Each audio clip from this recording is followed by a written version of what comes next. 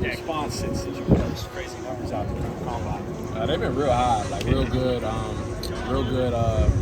criticism and things like that. But I just put that behind me, came out here working what I needed to work on today. What were some of the things you worked on today? Just getting in and out of my routes and just making sure I catch the ball clean. You still feel like you're kind of being slept on? And you talked about that with me at the combine. Yeah. Put up some numbers there. Yeah, I mean, I feel like every time you do what they say you can't do, they're gonna add something on that you can't do this now. So I mean, I'm still hearing it, but I'm still prove them wrong at the end of the day. Just keep working. What do you do from here into the draft?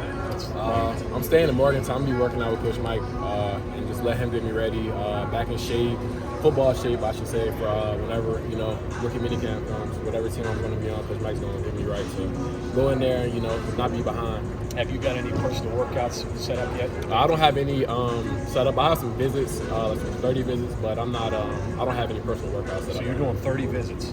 No, I mean they're called 30 visits. It's basically like an official visit for NFL, I guess. So you'll be talking to different teams? Yeah, yes sir. How's that interview process going? I know they ask some strange questions. It's real. I mean, it's everything I expected, really. I mean, it's a lot of off-the-wall questions. And, they try to get a reaction out of you. One coach told me he was trying to get me so mad he wanted me to jump across the table. So did he? I mean, no, he didn't. Of course not. I started smiling because I knew what he was trying to do. But they're gonna try to get in your head, play games with you, but you gotta kind of just keep your head level and What was the most off-the-wall question you got? It wasn't even a question. It was just. One scout told me, he was like, sometimes I turn your tape on and I see Calvin Johnson. He's like, and sometimes I turn on and he's like, you couldn't play on a JUCO team in Iowa. And I'm like, just sitting there looking at him. I'm like, all right, I guess so. So that was what he was trying to get me to do, is act out. But I started smiling when he said it because I knew he was trying to do it. You said earlier one of your best traits is how much you improved during your time here. How much, from 2019, how much better do you think you are?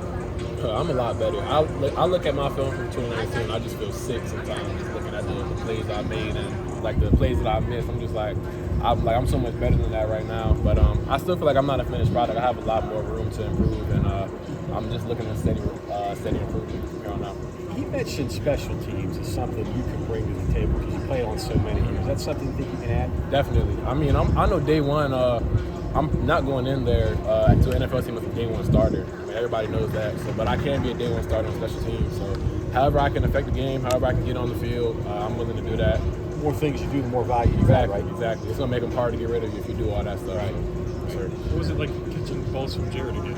It was fun. I mean, me and Diggy had connections, for so long. So he came up here on Thursday. We threw Thursday, Friday, Saturday.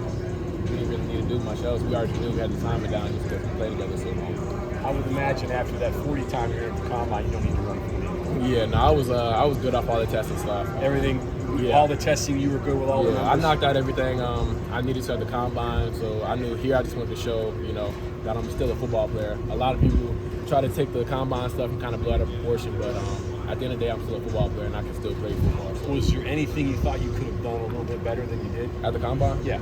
In terms of testing or in terms of... Yeah, like numbers, like the broad jump or anything the broad jump is one thing I say, and then at the end, I feel like I didn't, with the 3-cone, I would have came back and done that here, because that was after the workout, the whole workout at the combine, after all the field work, so I kind of just hurry up and rush. I was the first guy in and out of each station after we run it out, so I would go back and probably wait until today to do that, but it was still okay. I still got it pretty good.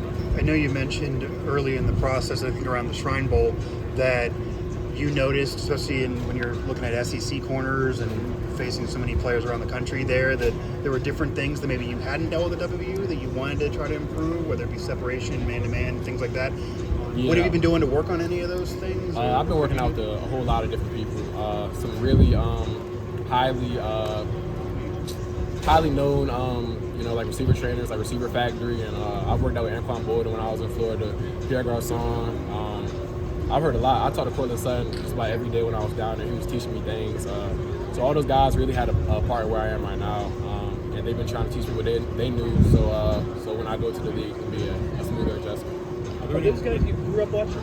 Those two, Anquan and Pierre? Oh yeah, most definitely. I have some Redskins fans in my or Commanders fans in my family, but so I watched Pierre Garçon a lot growing up, and then Anquan Boyd. Everybody knows who Anquan Boyd is. I'm a Steelers fan, So I would always watch Saquon Boyd and be going off on the Steelers too. So yeah, I watch him a lot. The biggest takeaway from working with those two? Just play to my size, be as big as I need to be. There's a lot of other things that smaller receivers need that I don't need. For example, kind of looking at it like separation. Separation can be something that's like absolutely necessary for a smaller receiver. But if I'm 6'3", 225, like there's not too many places and too many instances where the ball's in the air and I can't really get a chance at it. So I think a lot of that stuff is kind of overrated. But I'll show it. I guess I can separate in a couple months. Steelers and Commanders, so those are the two teams. I'm not really a Commanders fan, but I have some relatives that's from DC. So. But but I'm definitely a Steelers fan. I'm a diehard Steelers fan. I'll still be rooting for them. So now on, it's all 32 teams you're a fan of. Oh yeah, I guess basically yeah. But I'm always be on the Steelers, keeping up with them. Have you had any more conversations with the Steelers? I know that you said they talked to you a couple months ago. I got a visit coming up there soon, next month. But I've been talking to them here and there. I've been on a lot of Zooms recently, meeting with receiver coaches and the offense coordinators, things like that. A lot of different teams. So I've been having some good feedback. Bryce, what will you do on draft day? Where will you be?